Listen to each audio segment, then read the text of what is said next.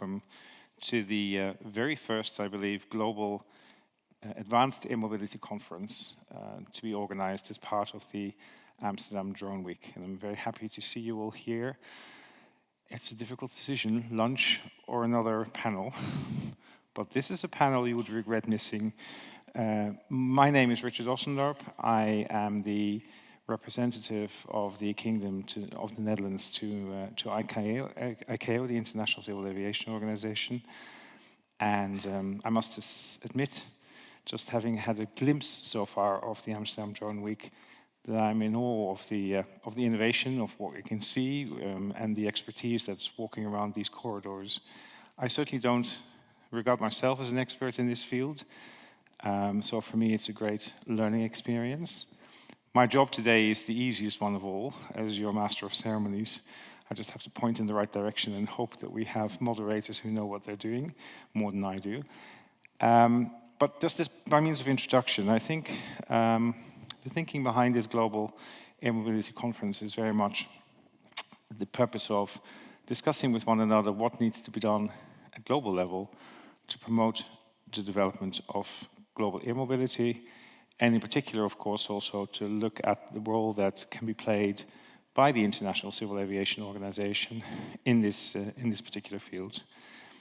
How to define and develop the frameworks that are needed for the implementation of drones and air mobility, and for these services to become successful. When I first went to Montreal to represent the Netherlands in the ICAO Council, the governing body of ICAO.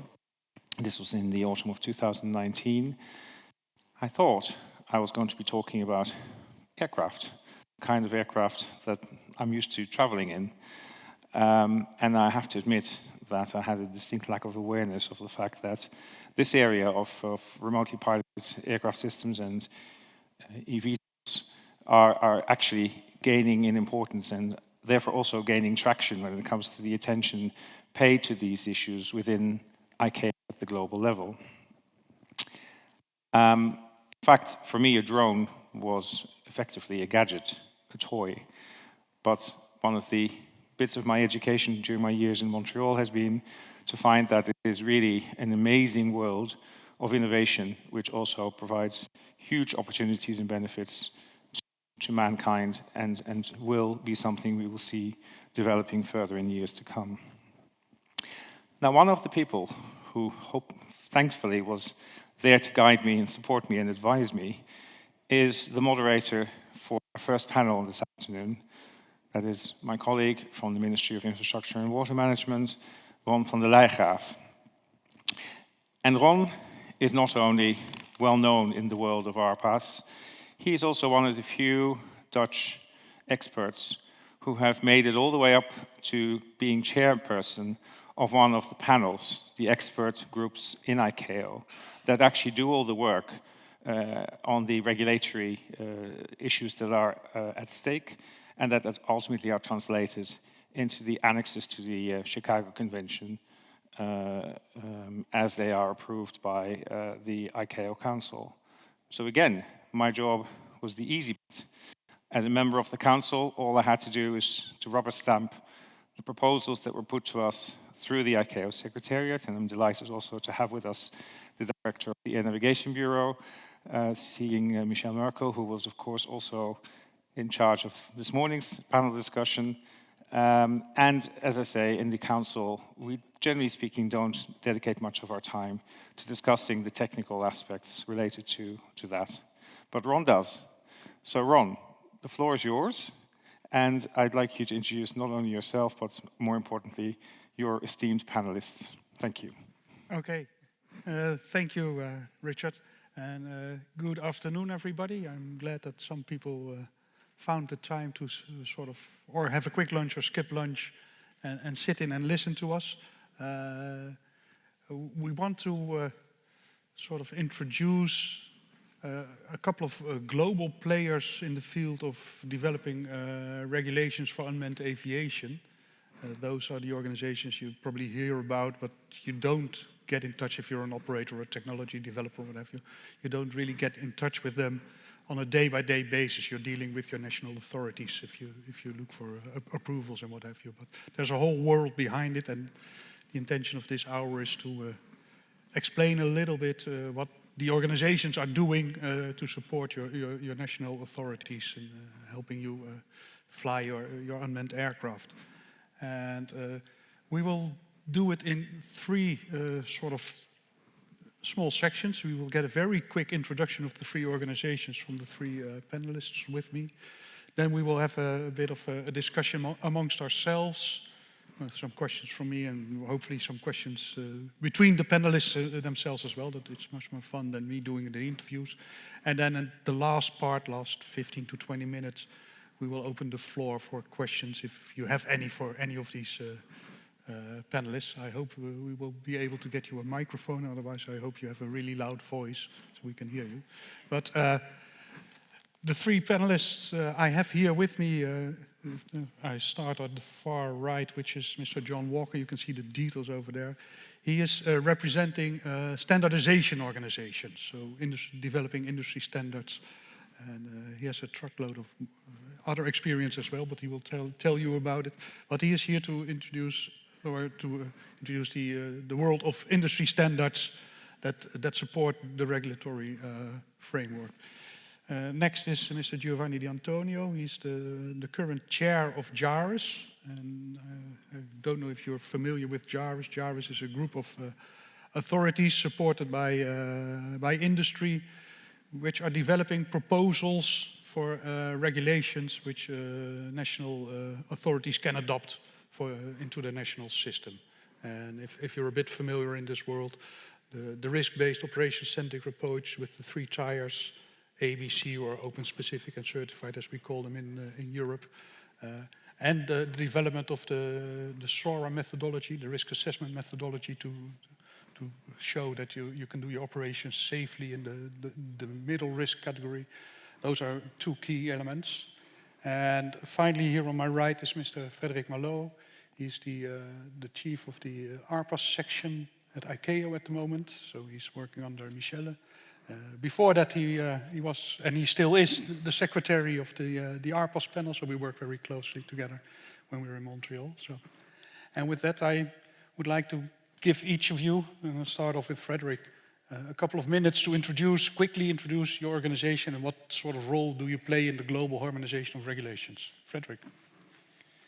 Thank you very much, Ron, and good morning to everyone. And, it is really a pleasure and a great opportunity to be here, participate in this important conference.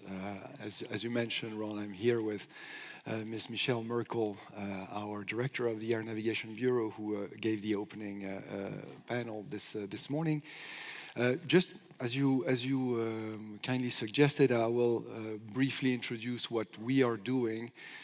First at ICAO, as of course many of you know, ICAO is the United Nations agency responsible for developing standards and recommended practices, guidance material to address aviation pursuant to the Chicago Convention, the framework that was developed in 1944. And this takes place through the development of standards, as well as various auditing activities, implementation support activities. In the unmanned aviation world, we have different areas of focus. The first one is the development of standards for what we call the certified category of operations. Ron, you mentioned the three-tier operation-centric and the risk-based segmentation of unmanned aviation activities. Well, that segmentation is part of actually the recently adopted Annex 6 Part 4. So in that respect, what we do is through the work of the RPAS panel that Ron is chairing, and in which many esteemed colleagues and experts are also participating, including Mr. Walker here and others in the room, actually. The work is ongoing and progressing quite well, since we now have, since the adoption of Annex 6 Part 4, the three fundamental pillars for international navigation embedded in ICAO standards. First, licensing, which is one of the documents that are needed for international navigation. Remote pilot license provisions were developed and adopted by the Council in 2018. We have airworthiness provisions in Annex 8, also adopted in 21, and the recently adopted Annex 6 Part 4, which sets the conditions for the issuance of the RPAS operator certificate, which is similar to an AOC. So that's the first piece of work that is going on at ICAO. Another area is UAS, what we call UAS globally, which includes development of guidance material for typically smaller unmanned aircraft systems. For that, as mentioned this morning by Michel, we have developed model UAS regulations. We are conducting a number of activities such as the drone-enabled symposia. Another aspect is the UTM, so the UAS traffic management activities, for which a framework was developed and also addressed through the drone-enabled symposia. And finally, we have received a mandate from our governing body, the Assembly, the last one, which was held in 2022, to address advanced air mobility. Advanced air mobility, as already mentioned, is an emerging ecosystem which goes beyond unmanned aircraft, which is very multidisciplinary and multifaceted, and for which a call was made for ICAO to start mapping out and developing the tools to address regulatory needs of member states. And for that, we are supporting the work of a new group called the Advanced Air Mobility Study Group, which has started actually last year and tasked with developing a vision which will inform a gap analysis so that the necessary development of provisions can be identified. I would like to mention also that we are having the first Advanced Air Mobility Symposium this year from 9 to 12 September in Montreal, where a lot of these topics, as well as not only safety topics, but also topics such as economics, legal aspects, and facilitation aspects are also going to be addressed as part of the multidisciplinary ecosystem. Thank you very much, Ron. Okay, thank you, Frederick, and no doubt if there are any questions, you will get them at the end of the hour. Let's continue with Giovanni to introduce JARUS quickly to us. Giovanni. Thank you, Ron. And first of all, let me thank you for having me this afternoon and in this prestigious event.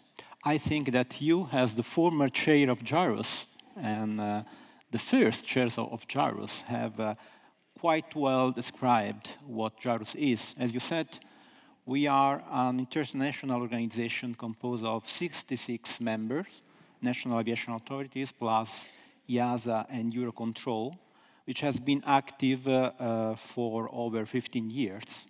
And our goal, our mission, is to develop recommendations on technical and operational requirements that may be used as a basis for our members to derive their own regulation. So this in nature it fosters harmonization by definition, let me say.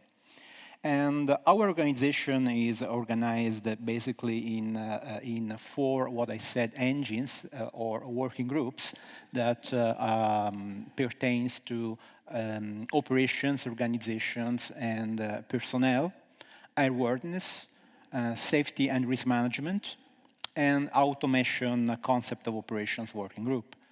And thanks to the commitment of our members in these years, we have introduced the today well-recognized operation-centric and risk-based approach to regulation in general, but especially adapted to the new entrants, that use innovation technology. And we have introduced the 3 categories, the A or open, B specific, and C certified categories that we have designed probably in 2007. And in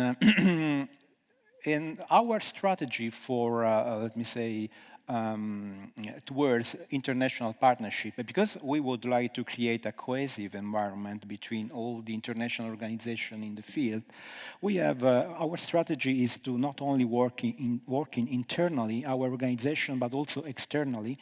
And we have this partnership strategy is manifest in different ways. For example, with direct membership, for example, EASA and Eurocontrol are members, and by collaborating with ICAO or World Food Programme or the European Union for Agency for the Space Programme, or by asking organization to be observer in our organization, or through the recognition of our products. For example, we recognized the JATO training organization courses. So. And we also have we have been also mentioned in the different CESAR JU project, like for example the Chorus XUIM, or the ongoing project ECHO-2 for the integration of aerospace operations in the European airspace, that mentions the one Gyrus product, which is the certification specification for the high altitude platform systems, for example. So we are committed to continue to work following the new technologies, following the new entrants, but with the awareness that we should coordinate our effort with other organizations deeply and closely in order to put all the energy together in a coordinated way. Even because we are living in a period where the the aviation system is becoming more and more complex with the increasing of air traffic, the traditional air traffic, we know, and with the emerging of new entrants like AIM or airspace operations, but also with the integration of the commercial space transportation within the airspace. So we are facing challenges for which we are scarce resources, so we have to maximize and coordinate our effort for that. Okay, thank you, Giovanni, for the introduction of Jarvis and the work you're doing to support everything. And let's continue with the standards, the world of technical standards. John, can you please elaborate on ISO? And I know you have a background in RTCA as well, so. Well, indeed. So again, as Giovanni and Frederick, thank you so much for having us together. As you probably can tell, or will, as we start having conversation, we all know each other quite well. To follow what Giovanni indicated about you, my dear friend Ron, Ron is the father of Jaris. So let's put that together, that you have a mixture here of individuals that are deeply engaged with programs that are horizontal, not vertical. This is key. So those of you that had chosen to sit here, you're seeing something quite remarkable. You're seeing individuals who are actually, not so much me, but these guys are influencing what is going to be happening. And having Michelle down here, part of the new role she plays with ICAO, is critical, because in the end, it's going to be the harmonized standards coming out of ICAO, the SARPs, the PANs, that will be given to all states. And that is incredibly important. I want to just do a little bit different, Ron, because although that I represent the ISO as chair TC20 SC16 committee, I was deeply engaged with RTCA, and through Jaris, starting some years ago, on the standards group of cooperative committees, we got together and decided to decide how do we work across the lines to be not duplicative, that's a hard word to say for me, and I'm a native speaking English person, and that is important. But I'm going to go back 60 years. So 60 years ago, my dear friends, I was in Amsterdam for the first time. I was 18 years old, and like many star-eyed Americans, I was on a train trip through Europe. How I got here is the point of my telling you that. It was in a Boeing 707. A Boeing 707 that just started service a couple years before that. When I started my aviation career, 6 months later, when I was in the United States Air Force as an air traffic controller, radar was fairly new. The fact now that we had the jet engine was fairly new for commercial. GPS was still a little bit away, but LORAN-C was being used. So we had the elements of a disruptive nature. There were still DC-7s flying across the North Atlantic in 1964. Think about that. How did that happen? What was going on at ICAO, I wonder, on the merging of jet commercial aircraft with turboprops? How did that happen? Well, here we are now, 60 years later, and we have yet another intrusive force that is going to shape all of aviation. And that is my point to you today in starting these comments. Although it was mentioned this morning in all of the comments about our ecosystem and transportation system, I tell you that the Achilles heel for everything is airspace. It is a key element of the infrastructure of transportation that will affect everything, totally. The airspace system we have in Europe and North America and other parts of the world is akin to a 1950 car. And we're putting bells and whistles of a Tesla 2024 vehicle into it. It will not work.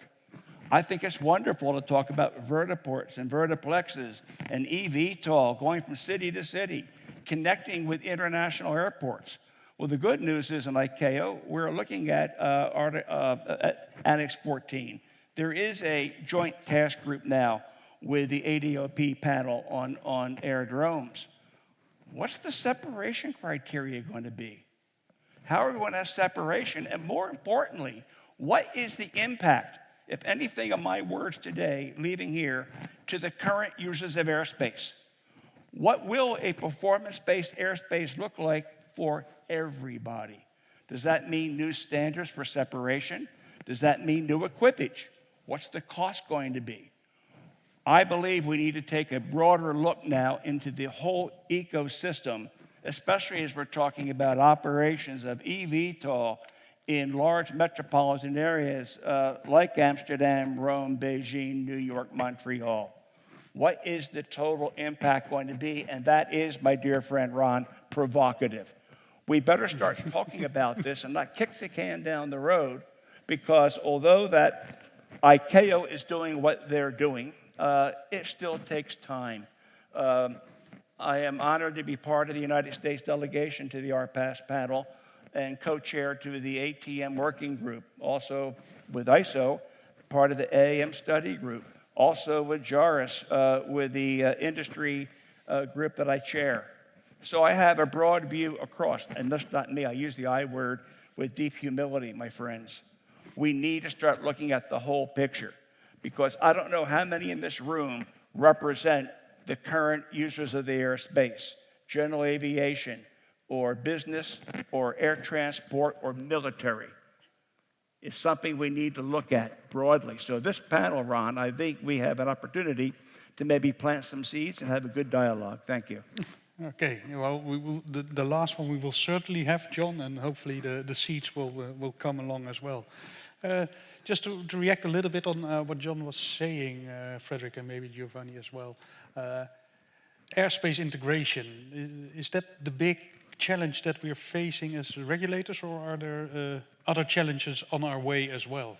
And so Frederick first. And Thank you very much, Ron, and thank you, John, for bringing these very important topics. There are several key enablers to tackle in this path towards integration. Airspace is definitely one of those, and airspace and how it is classified in particular, as you very well know, as deeply embedded in the way regulation of international navigation, but also domestic aviation has been structured around. It is one of those fundamental tenets, the flight rules, for instance, which are directly connected to the way the airspace is classified and what services are provided. According to the current framework, we know that every aircraft operation, and an aircraft includes an unmanned aircraft, needs to be conducted either under visual flight rules or instrument flight rules. That's a well-known tenet of aviation. How these things are addressed is of fundamental importance. So the airspace classification is a key to that. There are also other topics more in the long term, such as the role of the human. Even, this morning there was mention about the digitization that's connected also to the airspace and how it's managed, the automation, the role of the human versus the role of the machine, and its legal and roles and responsibilities implication. These are certainly very important topics. There is, as I mentioned, and to go back to your point, John, the work that is ongoing at the RPAS panel, which addresses the integration of remotely piloted aircraft into the conventional aircraft, into the conventional aviation system, for which the existing capabilities and construct of aviation are expected to be used. Now there is also all the rest, which is outside of ICAO's traditional mandate, for the purpose of looking at things cohesively and in a holistic way. ICAO has created this Advanced Air Mobility Study Group, which aims to look at the ecosystem, and that's precisely as an attempt to address the holistic nature of things and make sure that even though there are different purviews, such as ICAO's mandate is typically for international navigation, but there is also a strong need that we hear from the member states to address domestic operations. Well, precisely that integration is a key component of what the Advanced Air Mobility Study Group is doing, and I know that Ms. Riensema, who's the chairperson of that group, is going to address that at a later stage in the conference. Thank you. Thank you, Frederick. Giovanni, you want to add something to that? Yes, I much agree with the fact that the airspace integration is one of the enabler, especially for the advanced air mobility. We know that advanced air mobility won't develop at scale without a sound means of integration of the vehicles into the airspace. And for doing that, we need an essential element, which is the digitalization, as Frederick said, and the automation. We in Gyrus don't have, until now, a specific working group that tackle the issue of UTM or ATM. This is a matter of discussion we are going to have with the ISB, the advisory board of Gyrus, and we have whether or not Gyrus should be involved in designing a complete picture of the airspace organization management. This is a discussion we are going to have. It is started, and we have to see what the result will be and what the decision of the plenary team will be. Nevertheless, I can say that Gyrus has touched the theme of airspace integration in many working groups. For example, as you know, the air risk part of the SORA is a significant one, and where we have introduced a risk assessment methodology for take into account air risk and strategic mitigation, tactical mitigations, and also potential safety services that may be used to as a means of mitigation in the SOAR process. That will be described in the upcoming Annex H of the SORA. where we are thinking about how, for example, UTM or U-Space services may be used on that respect. But another element we are working on that may facilitate the integration in the airspace is, as I mentioned, autonomy and automation.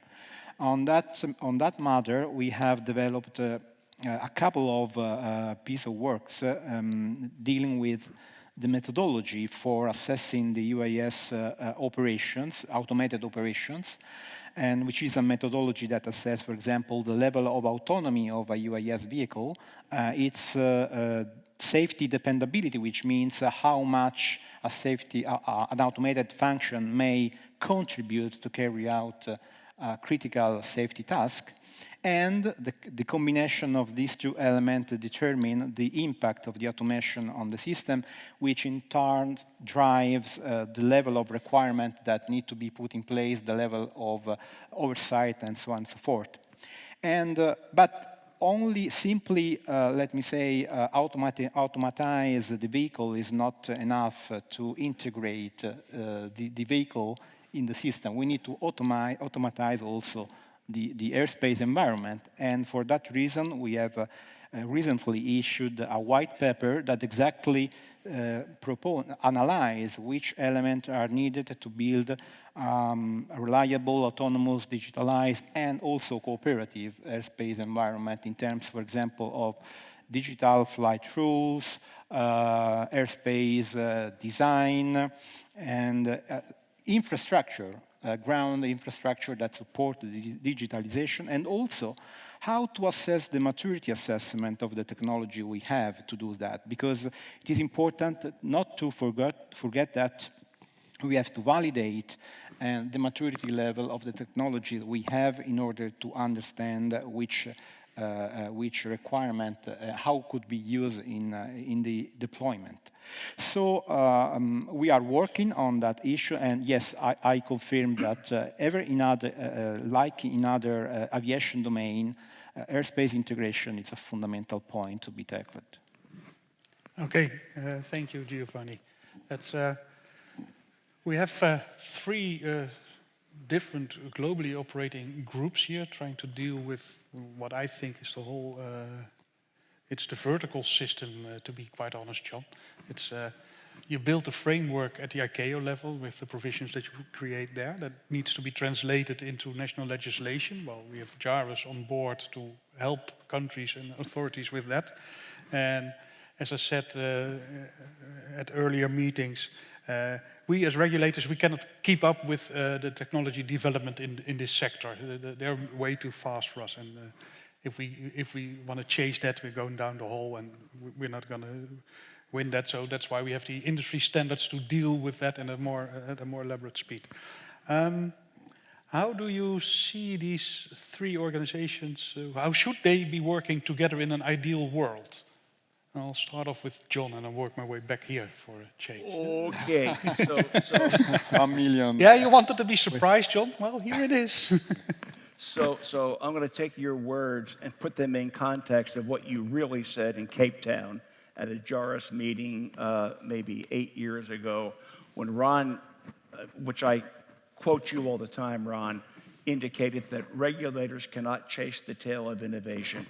It was one of those moments where words mean something, and that goes back, Michelle, you mentioned also about the importance of industry input, and that is key to your question here. Okay, so I've got white hair, I'm 78 years old, it's probably my last year for doing this, and I can say anything I want. It's kind of interesting when you reach that age, and you can be that way, but do it with kindness. Too much has been going on silos. One of my dear friends at FAA, which I spent 34 years with retiring as a director of airspace, told me a year and a half ago, John, ISO doesn't need to be around. We've got RTCA, we've got ASTM. Okay, what do they don't have that I have on ISO? I have the Pacific Rim.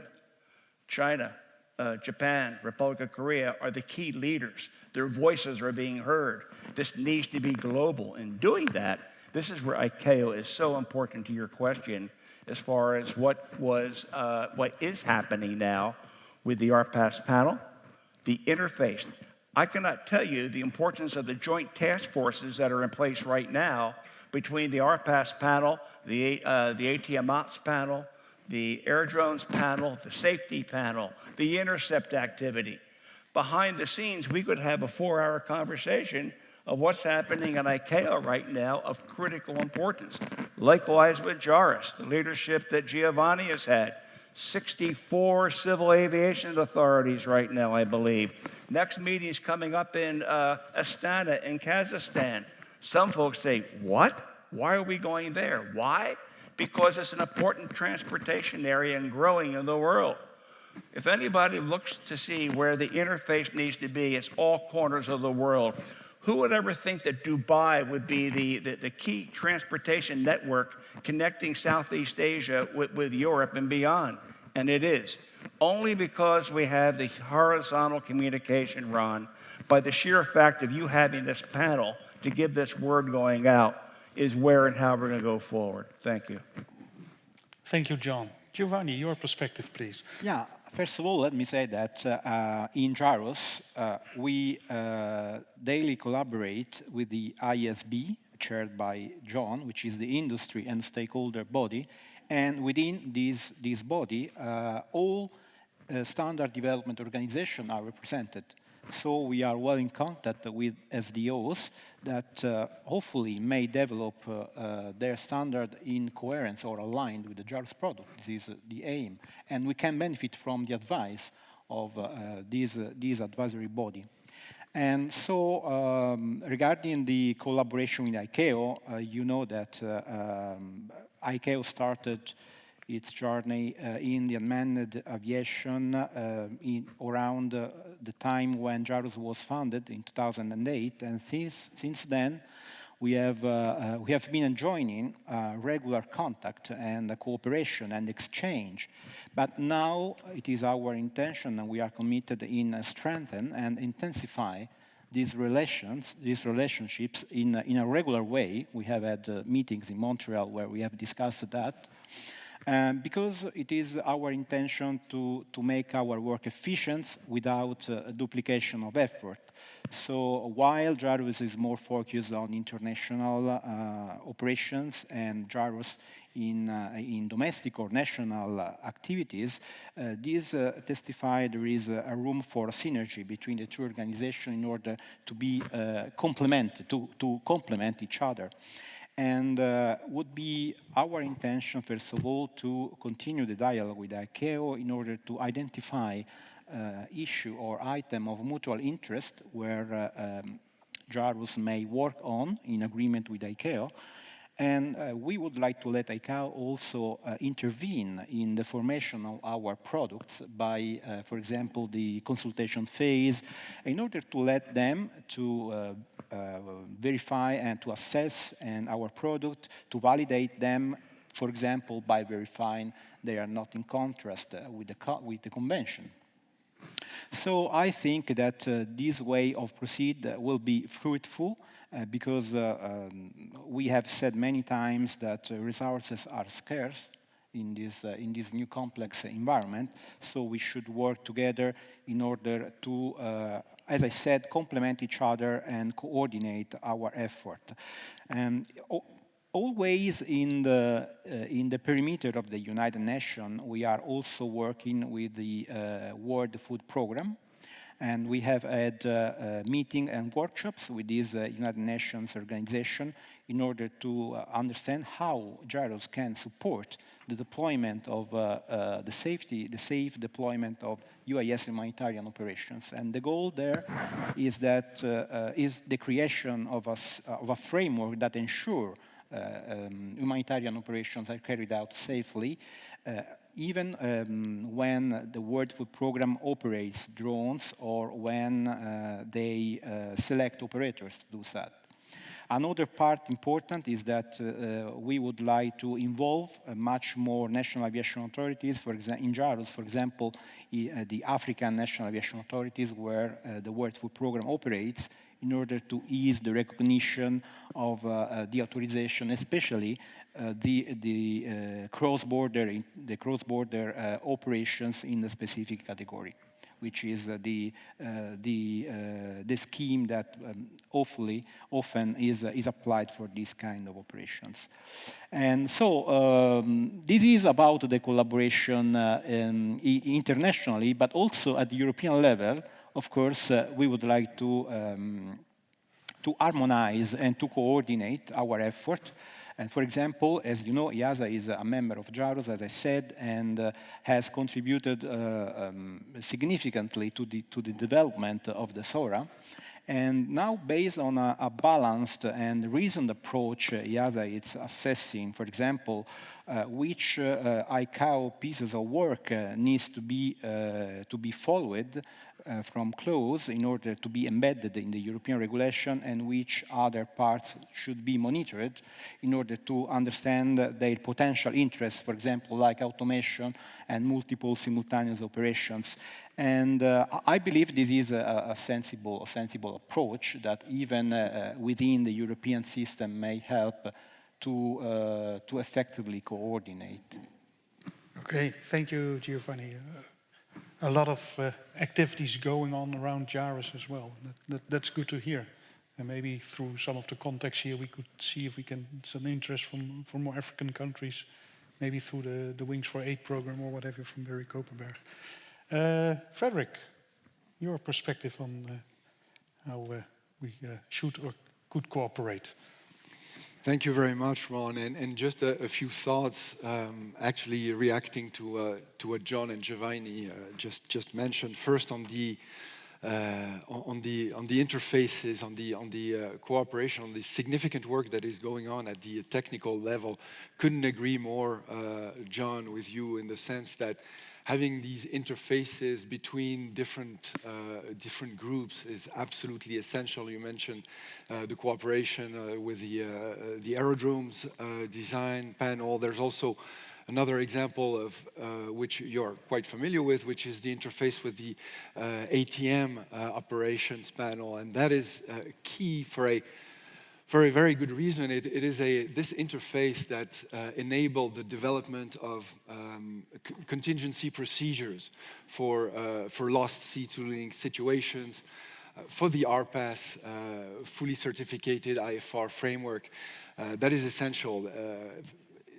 Although this work is still ongoing, the fact that there are already constructs to address the simple question of what does a remotely piloted aircraft do if there is a case of lost sea tooling, meaning a defined squawk code 7400, and then performing pre-programmed maneuvers and landing at a known location.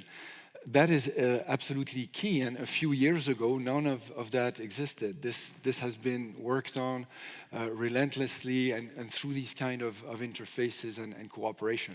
Now, this is not only a bilateral interface, as you know, many of these things are multifaceted, so there's a huge effort of also validating these constructs with other disciplines. So that's one first thing I wanted to mention and to emphasize. Then to Giovanni's point on what can be done to validate and intensify cooperation. Absolutely agree with you. We are moving now in a space that requires ever increasing levels of holistic thinking and interfaces, and also to fully support that the fact that we are here all together right now is a good sign, and all the colleagues here is a good way to do that. An example of good best practices and activities that can form the test bed to validate concepts for regulators and potentially to expand to other areas is the cooperation on with UN entities, and particularly for using UAS for humanitarian operations. As Giovanni mentioned, this is a key aspect, and ICAO is already working with other colleagues, other sister entities in the UN system to try to find a way to identify areas and cases where there is potential disconnect between different state regulations, where there could be benefit in aligning procedures, processes for when UN entities or actors involved in disaster relief or emergency operations can align their processes and hopefully to avoid having to deal with different regulations in different countries. So that is very important activities, and I know that JARS is involved in that. And actually, there will be this week a meeting at a high level with colleagues of the World Food Programme, and some of that is part of the conversation. So, thank you very much. Okay, thank you, Frederick. Thank you all. Well, as you can see, we could probably fill the rest of the afternoon talking to each other and stretching your patience quite a bit. But I promise you some time to ask questions to the three panelists. You can ask me a question as well, but I will divert, don't worry. So please raise your hand. Richard will run around with the microphone, name, affiliation, and your question, and to whom you want to address the question. And we will probably eat a little bit into the coffee break, if you don't mind. Oh, lunch. Lunch break. Hello. There we go. Thanks for your time. My name's Jason McNally. I'm an airspace user. How do I get involved in a JARIS panel or the ICAO panel rather in JARIS? Is there a way to provide that feedback loop? Yeah. Yeah, that's. I think for JARIS we will give the question to Giovanni and then to Frederick for ICAO. Yeah, so how the industry can contribute to JARIS? So your industry, right? It's me. So yeah, talk to John here. As I mentioned, JARIS has in the JARIS structure there is the so-called industry and stakeholder body, and Mr. John Walker is the chair of this body, which has the aim to advise JARIS on the development of its work program and also to provide subject matter expert for the working groups. So the way for industry to collaborate with JARIS is passing through this consultation or advisory body. So if you will give me your information, we can work that together, because now, Jorg, I'm going to pick on you, because right now, Jorg Dietrich is the work group lead for safety on the SORA 2.5, which now we're looking at SORA 3.0.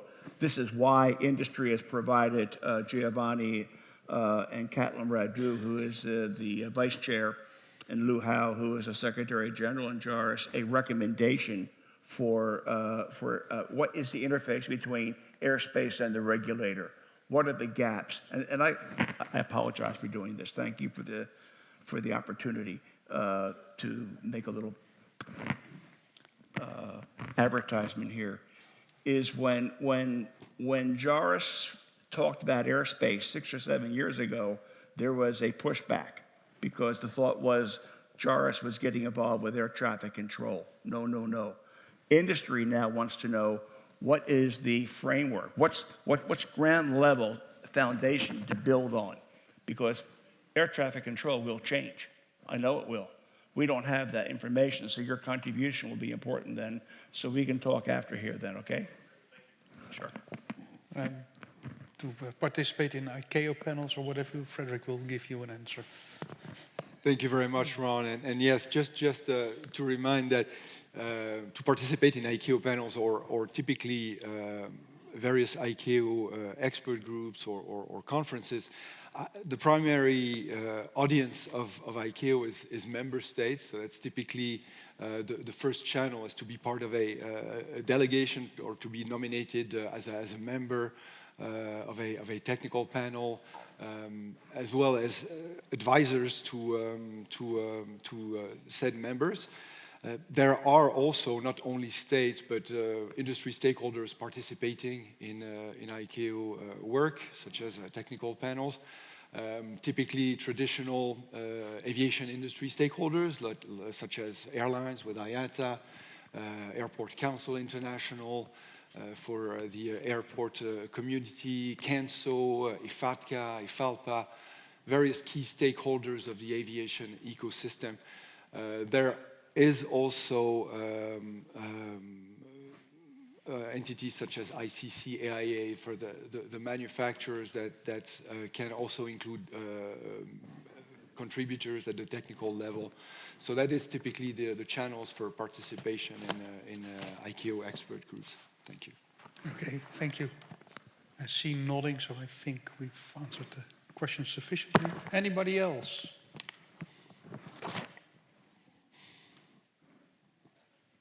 And it is that embarrassing moment that nobody wants to raise his or her hand and thinking about coffee or having an after lunch dip or what have you. It's, we still have a little time, so. And it's not every day that you get a chance to talk to JARUS or ICAO. Can I ask a question? Yeah, sure. That's, you're going to ask this question to yourself, John? Yourself. No, I'm going to ask Frederick. Yeah. So, not to put you on the spot because Michelle's sitting out here, but I'm very curious. Now that you are the lead of the RPAS section, congratulations on your job. So, now that the RPAS panel is nearing, I won't say we're at the end of our first round of work, but we're getting close with the Air Navigation Commission now reviewing quite a few documents. And the start of the Advanced Air Mobility Study Group, Frederick.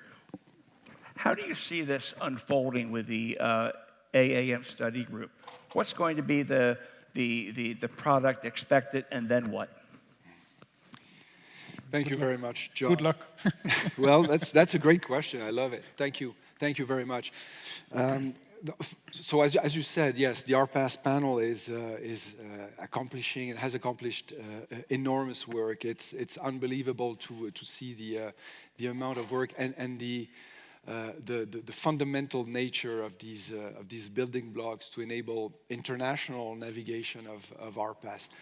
The work is, however, far from being completed. As we move from a setup where we have been addressing, I don't like the word silos, but different enablers, ops, airworthiness, licensing for international navigation.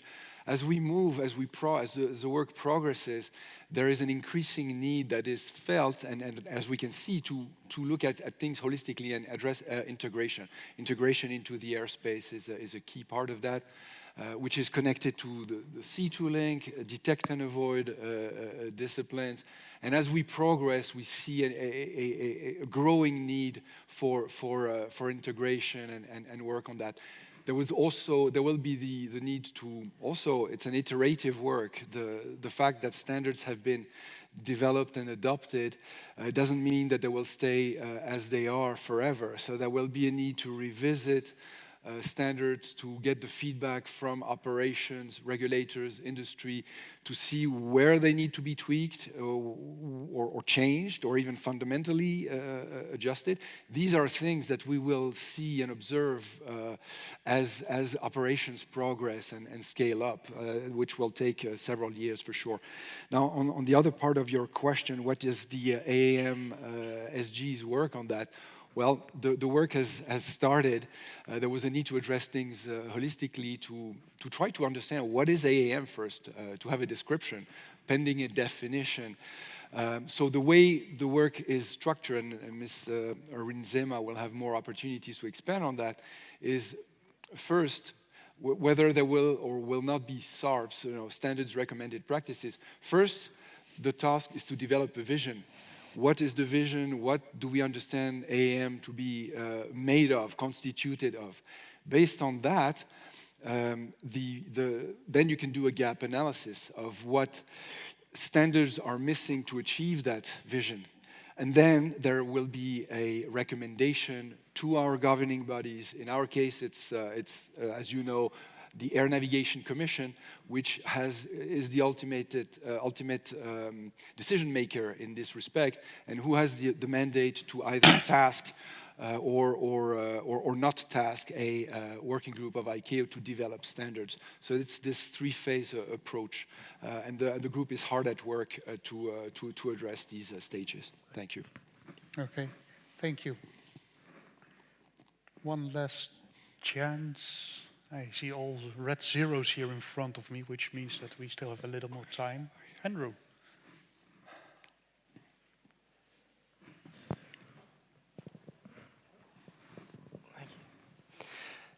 Good afternoon, Adrian Young from 270. I'd like to address a question to John, mainly because he says he can say whatever he likes.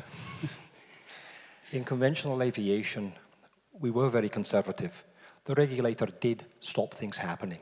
ETOPS took forever, single-engined IMC more recently. I get the impression also from this panel that you're all about finding a way to say yes to everything. Are we going to maintain the unprecedented levels of safety in aviation if we keep facilitating everyone's requests? Okay, so the question is... For you, John. I know, but I have a hearing problem.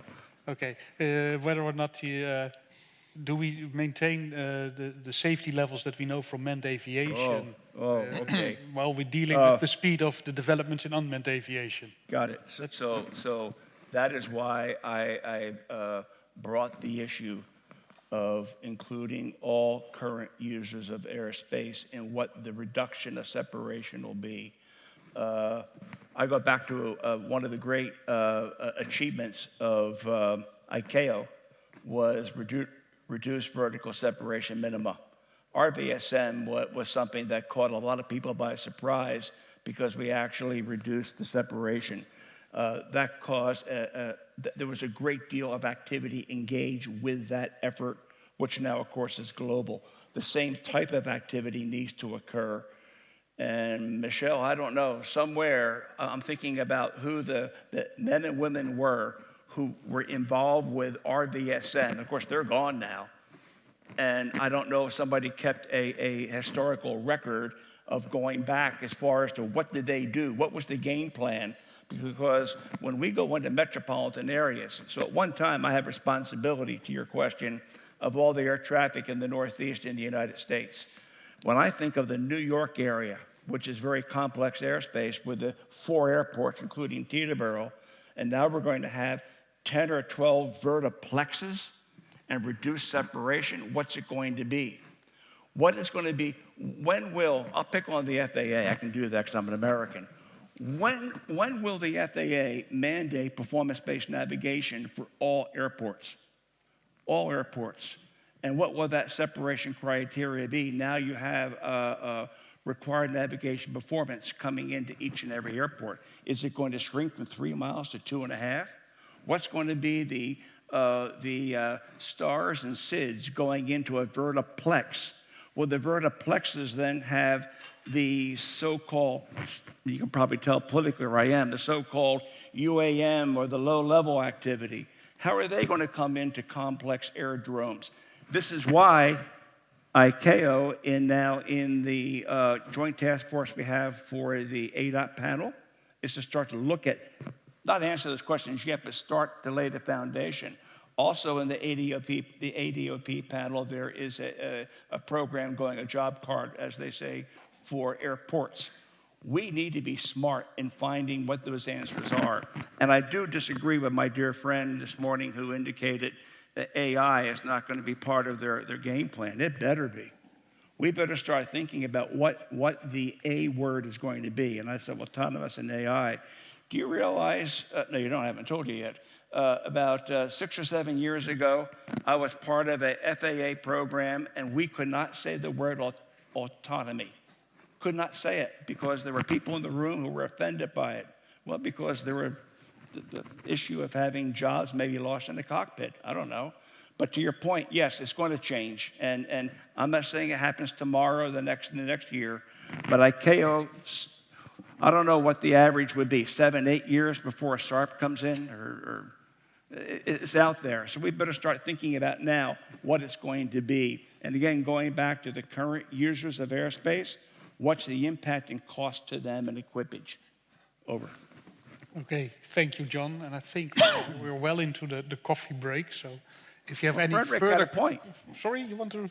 Well, sure, go ahead. I can't resist. I mean, That's good. Commenting on what Finally. John mentioned, and I think we all agree that safety is the ultimate objective. You mentioned RVSM, and RVSM is a great example of how you can improve efficiency without compromising safety, using specific altimeters, specific training. But we still have to remind ourselves that RVSM took place in the context of typically conventional controlled IFR operations using types of aircraft that are quite similar in performance and capabilities. With AAM, we're addressing an entirely new ecosystem with very varying risk profiles and types of aircraft. And so the standardization and the streamlining is even more challenging. So I would just like to emphasize that and fully agree that how to approach risk is a fundamental thing. The ultimate objective is safety.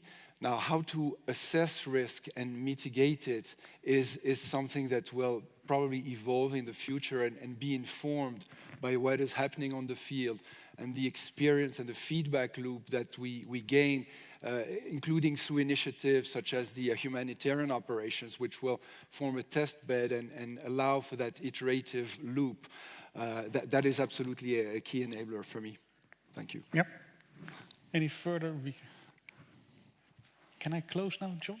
You may. Okay, thank you. That's you always ask the elders, don't you? Okay, well, thank you for your attention. I hope you had a brief glimpse of what's happening at the global harmonization level. We haven't even started to look into the different roles you might be playing, and specifically for ICAO, for instance. States are asking different things from ICAO than they traditionally do with manned aviation and making it safe and economically viable. So that's something that comes on top of all the regulatory issues that we are addressing as well. So I hope you enjoyed yourself a little bit. We did. I see some smiling and nodding faces here, so they don't dare to say, no, I'm not enjoying myself. I got 2 sticks here, so I'll keep them under control. And thanks again. I think, you can do the rest, Richard. Thank you. Thank you very much. Well, first of all, ladies and gentlemen, I'd like to thank, on all of our behalves, these 4 distinguished gentlemen. John, thank you for being provocative, and I hope you will continue to do so for many years to come. Giovanni, thank you for sharing with us your experience within JARS. 64 civil aviation authorities, I believe you mentioned, are currently working together. 64 plus EASA and Eurocontrol. Yeah. And I presume there's room for more there, so that will be good to know. Frederick, you did such a good job. We'll see you back after the break. And Ron, you are dismissed. So thank you all. Please enjoy your coffee break. Indeed, we've lost a few minutes, but I hope these four gentlemen would continue to discuss this issue for the rest of the afternoon. So to save you from that, I propose that we all go and have a coffee break, and it would be very helpful if you could be back here for 2 p.m., 1400 hours, for the second panel of this conference. Thank you very much, and see you soon. Thank you.